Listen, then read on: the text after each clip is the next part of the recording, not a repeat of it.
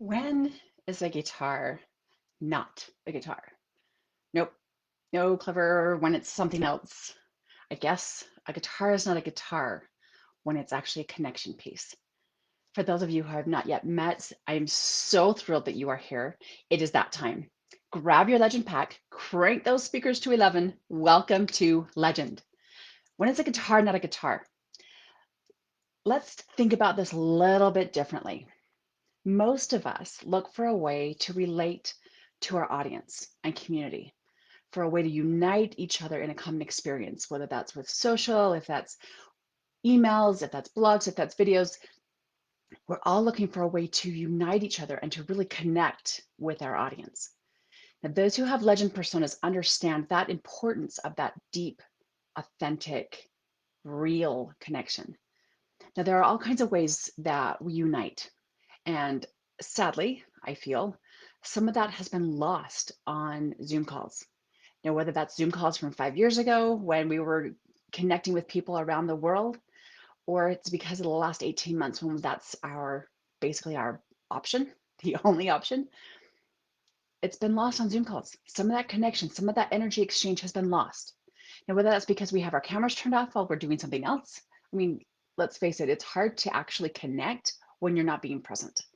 Or maybe it's that whole mute, not mute, hey, honey, you're mute, unmute yourself, taking turns to speak, rather than being able to immediately respond and celebrate something somebody says. Maybe it's because it's common, standard, safe. Regardless of the reason, we are still all looking to feel something, to connect somewhere. Have you ever been so devoted and committed to creating deeper connections with the people you care most about that you are willing to go way out of your comfort zone and do something crazy to do so? In my background, you'll see I have a guitar, and it reminds me of many things, many, uh, 40 years of memories, really. And perhaps in the days coming up, I'll talk about some of those things. But what I wanted to share with you today is that it reminds me every day, every time I see it, of connection. It's a constant reminder to me that we can wait for people to come to us and connect in the way, in the language that we're familiar with, on our level, with us. And I'm not talking about just words. Or we can learn how to speak in a way that invites other people in. Music is and has always been so important to me. It's from very, very young, singing around the piano with my father, singing around the Christmas tree, singing everywhere. We sang a road trip to Texas. We sang 99 bottles of beer on the wall in about 5-part harmony. Music has been huge in my life. And I happen to be lucky enough to marry someone, my best friend, and have music be important to him as well. My spouse plays the guitar. He began playing while he was much younger. It's something he's actually really good at, and it's something he enjoys doing. But I don't play guitar. I don't speak guitar. Now, you may have heard that I played keyboard for a major rock star, Andy Bell, with Erasure. Keyboard's familiar. I got him, but I didn't know how to play guitar. And I didn't want it to be that my spouse had to learn how to play the piano for us to share our love of music, to connect and play together. So, years ago, I decided to go buy a guitar and learn how to play it. Now, for me, that was actually a kind of a bold step.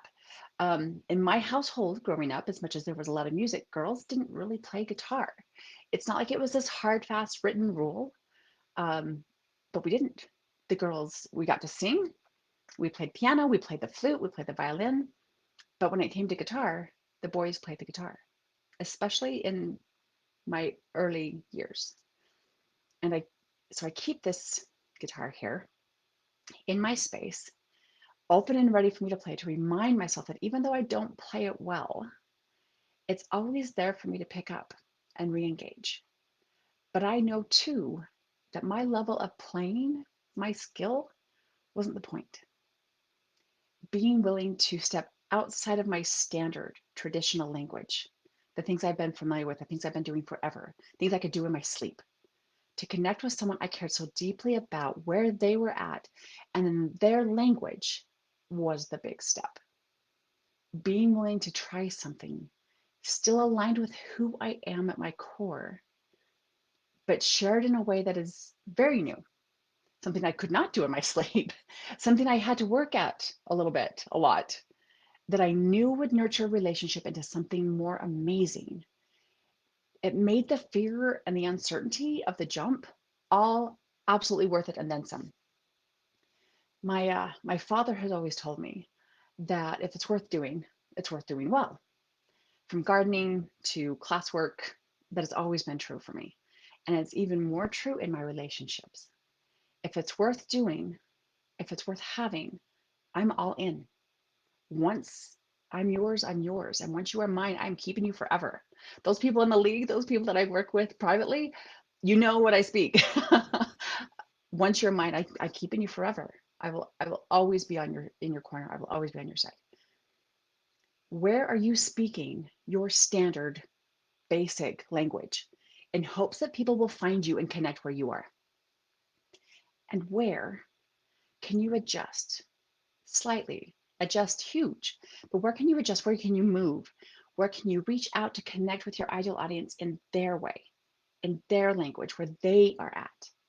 That exponentially deepens your relationship almost instantaneously just by the effort.